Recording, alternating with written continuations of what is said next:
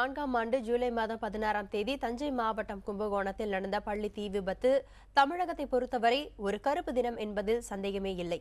காரணம், இந்த தீ விபத்தில் 94 குழந்தைகள் கருகி இறந்ததுதான். இந்த விபத்து தொடர்பான வழக்கில் நாளை தீர்ப்பு வழங்கப்பட உள்ளது. இந்நிலையில் தீ விபத்தில் தன் 2 குழந்தைகளையும் இழந்து அந்த இழப்பு தந்த வலியிலிருந்து மீளாத ஒரு குடும்பத்தை பற்றிய பதிவு இதோ. கும்பகோணத்தை அடுத்த சத்திரம் கருப்பூர் பகுதியில் வாழ்ந்து வருகின்றனர் இன்பராஜ் கிறிஸ்டி தம்பதி. இவர்களுக்கு ஆனந்த்ராஜ், பிரவீன்ராஜ், ஜான்சி ராணி என்று 3 குழந்தைகள். கும்பகோணம் பள்ளி தீ விபத்தில் ஆனந்த்ராஜ், பிரவீன்ராஜ் ஆகிய இருவரும் இறந்துவிட தற்போது இவர்களுக்கு இருக்கும் ஒரே ஆறுதல் அவர்களின் மகள் ஜான்சிதான். 2004ஆம் ஆண்டு ஜூலை 16ஆம் தேதி ஆனந்த்ராஜ், பிரவீன்ராஜ் ஆகியோர் தங்களிடம் இருந்து நிரந்தரமாக விடைபெறுவார்கள் என்று இந்த தம்பதி கனவிலும் நினைக்கவில்லை. அந்த துயர நினைவுகளை அசைபோடும் இன்பராஜ் இந்த விபத்துக்கு பள்ளியில் போதிய அடிப்படை வசதிகள் இல்லாததே காரணம் என்று கூறுகிறார். ஸ்ரீரங்கத்தில் ஒரு தீ விபத்து நடந்துச்சு. அந்த தீ விபத்து நடந்து எவ்வளோ பேர் இந்த கல்யாண மண்டபத்தில் இறந்துட்டாங்க.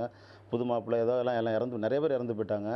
நீங்கள் அதுக்கு ஒரு தீயணைக்கும் கருவி கூட நீங்கள் வாங்கி வைக்கல. என் பையன் படிக்கிற ஸ்கூல் பக்கத்துலேயே அந்த சமையலறை இருக்குது. அந்த புகை வந்துக்கிட்டு இருக்குது. எல்லாம் கொஞ்சம் சரி பண்ணி கொடுங்க சார். சார் கண்டிப்பாக பண்ணி கொடுத்தேன் சார். நீங்கள் 2004 பாருங்கள், எதுவுமே அந்த மாதிரி சம்பவங்கள்லாம் நடக்காத பார்த்துக்குறோம் அப்படின்னு சொன்னவர் தான் சார். நாங்கள் டிசி கேட்டு கொடுத்தானே நீங்கள் எங்கள் பிள்ளைங்க 2 பிள்ளைங்களும் அங்கே படிச்சிருந்துருக்காது. இந்த மாதிரி ஒரு விபத்து நடந்திருக்கிறதுக்கு வாய்ப்பு இருந்திருக்காது.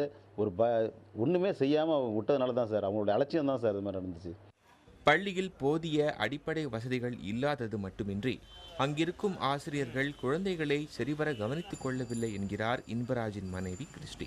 மிஸ்ஸுகள்லாம் ரொம்ப அலட்சியமாக இருப்பாங்க. அப்போ தான் கேட்கும்போது ஏங்க பிள்ளைகள்லாம் கவனிக்க மாட்டேங்க, அங்கங்கே ஓடுது, ரோட்லலாம் ஓடுது, ஏங்க கவனிக்க மாட்டேங்கிங்கன்னு நாங்கள் கேட்கும்போது இல்லைங்க அப்படின்ட்டு. லெட்டின் பாத்ரூமும் பிள்ளைகளுக்கு கிடையாது. அங்கே எந்த வசதி இல்லாமல் அந்த பிள்ளைகளை கண்ட்ரோல் பண்ணவும் மாட்டாங்க.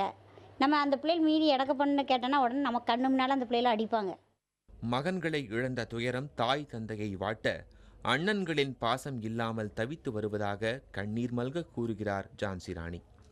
எல்லாரும் எங்கள் ஸ்கூலில் என் ஃப்ரெண்ட்ஸ்லாம் சொல்லுவாங்க, எங்கள் அண்ணன் இதுமாரி பண்ணாங்க. எங்கள் அண்ணன் எப்பயுமே எல்லார் அண்ணனும் எங்கள் ஃப்ரெண்ட்ஸோட அண்ணன்லாம் சொல்லுவாங்க, எங்கள் அண்ணன் எனக்கு இதெல்லாம் எனக்கு செஞ்சு கொடுத்தாண்டி, எனக்கு என் அண்ணன் எனக்கு ப்ராஜெக்ட்லாம் செஞ்சு கொடுத்தாண்டி, எனக்கு ரொம்ப சந்தோஷமாக இருக்குடி அப்படின்னு சொல்லுவாங்க. ஆனால் அப்போ நான் நினச்சி பார்ப்பேன், இதேமாரி எங்கள் அண்ணனும் இருந்தாங்கன்னா நானும் நல்லா இருந்திருப்பேனே. தன் பிள்ளைகள் திரும்ப கிடைக்கப் போவதில்லை என்றாலும் குற்றம் சாட்டப்பட்டவர்கள் தண்டிக்கப்பட்டு நீதி நிலைநாட்டப்பட வேண்டும் என்பது இந்த தம்பதியின் கோரிக்கை. தீயினால் சுடப்பட்டு மறைந்த இந்த குழந்தைகள் தொடர்ந்து பெற்றோர்கள் மனத்திலே அகலாத நிலையில் நாவினால் தரக்கூடிய தீர்ப்பானது கடுமையாக இருக்க வேண்டும். அப்போதுதான் எதிர்காலத்தில் பிள்ளைகளை பாதுகாக்கக்கூடிய வகையில் இருக்கும் என நம்புகிறார்கள் இந்த பிள்ளைகள் இழந்த பெற்றோர்கள். புதிய தலைமுறைக்காக ஒளிப்பதிவாளர் கணேசன் மற்றும் தஞ்சை செய்தியாளர் காதர் ஹுசேனுடன் சார்ல்ஸ்.